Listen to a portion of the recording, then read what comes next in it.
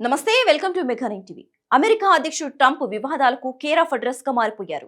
ముఖ్యంగా రెండోసారి అధికారంలోకి వచ్చాక ఆయన తీసుకుంటున్న నిర్ణయాలు ఆ దేశ ప్రజలకే విసుగు పుట్టిస్తున్నాయి. అయినా కూడా ట్రంప్ తన తీరును మార్చుకోవడం లేదు. ఇంకా భారత్ పై అయితే నిప్పులు గక్కుతున్నారు. మన దేశాన్ని మోతిని తన చెప్పు చేతుల్లో పెట్టుకునేందుకు చాలానే ప్రయత్నాలు చేస్తున్నారు. కానీ ఆ పప్పులేమీ ఉడకకపోగా రష్యాకు సైతం బద్ధ శత్రువుగా మారిపోయారు. భారత్ నేలపై రష్యా అధ్యక్షుడు పుతిన్ ట్రంప్ కు దిమ్మ తిరిగి షాక్ ఇచ్చారు. దాని నుంచి కోలుకోవటానికి సమయం పడుతుందా? పుతిన్ కామెంట్స్ కి ట్రంప్ రియాక్షన్ ఎలా ఉండబోతోంది? ఇంతకీ పుతిన్ చేసిన ఆ కామెంట్స్ ఏంటి అనేది ఈ స్టోరీలో తెలుసుకుందాం.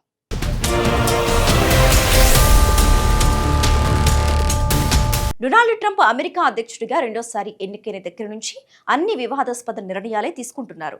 ప్రధానంగా ప్రతి దేశం తమ ఆధీనంలో ఉండాలని ఆకాంక్ష ట్రంప్లో బలంగా నాటుకుపోయినట్లుంది. అందుకే ఆ దేశం ఈ దేశం అని లేదు, అన్ని దేశాలను తన చర్యలతో భయపెడుతున్నారు.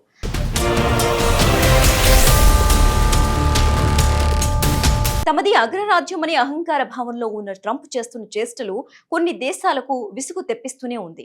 అలా ట్రంప్ చర్యలతో ఎక్కువగా విసుగుపోయిన దేశాలలో రష్యా ఒకటి, భారత్ మరొకటి. ముఖ్యంగా రష్యా నుంచి భారత్ చమురు కొనుగోలు చేయడాన్ని ట్రంప్ తీవ్రంగా ఆక్షేపించారు.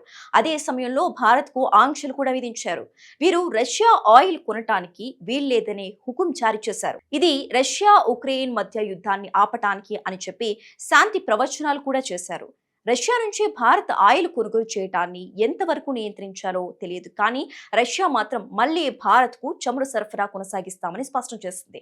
ప్రస్తుతం భారత పర్యటనలో ఉన్న రష్యా అధ్యక్షుడు పుతిన్ భారత గడ్డ సాక్షిగా భారత అన్ని రకాల చమురు కొనసాగిస్తామని పేర్కొన్నారు. అమెరికా భయపడిపోవటానికి తామేమి చిన్నపిల్లలం కాదని సంకేతం ఇచ్చారు పుతిన్. ప్రధాని నరేంద్ర మోదీతో కలిసి సంయుక్త మీడియా సమావేశంలో పాల్గొన్న పుతిన్ ఇరు దేశాల మధ్య ఒప్పందాల గురించి వివరించే క్రమంలో చమురును భారత్ కు యథావిధిగా కొనసాగిస్తామని స్పష్టం చేశారు.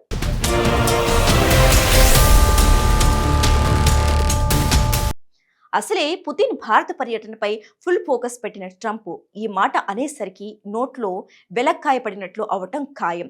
పుతిన్ మోదీలు ఏం చెబుతారా అని ఆసక్తిగా గమనిస్తున్న అగ్రరాజ్యం అమెరికా పుతిన్ మాటలకు చిరెత్తుకొచ్చినట్లు అయి ఉంటుంది.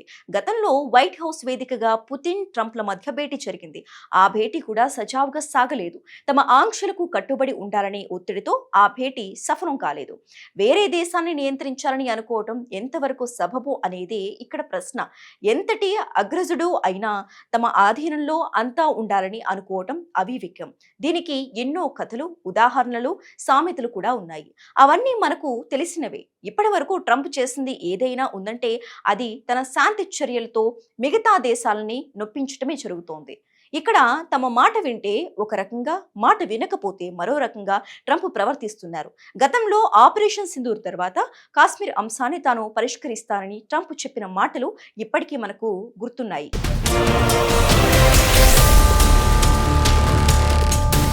ఆ మాటలకు భారత ప్రధాని మోదీ కూడా స్ట్రాంగ్ గా సమాధానం ఇచ్చారు.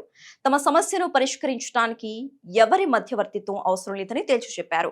తమ సమస్యను పరిష్కరించుకునే సత్తా తమకు ఉందని ట్రంప్ కు పరోక్షంగా హెచ్చరించారు. అంటే పుతిన్ మోదీలిద్దరూ ట్రంప్ ను అంతగా పట్టించుకోలేదు, లైట్ తీసుకున్నారు. స్నేహ ధర్మంలో హద్దులు దాటి సరిహద్దుల వరకు వస్తే ఊరుకోమని సంకేతాలు పంపుతూనే ఉన్నారు. అందుకే మోదీ పుతిన్ల భేటీపై ట్రంప్ సీరియస్ లుక్ వేసి ఉంచారు.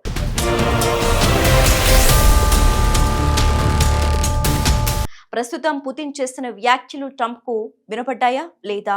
వింటే ట్రంప్ రియాక్షన్ ఎలా ఉండబోతుందనేది అంతర్జాతీయ స్థాయిలో ఆసక్తికరంగా మారింది.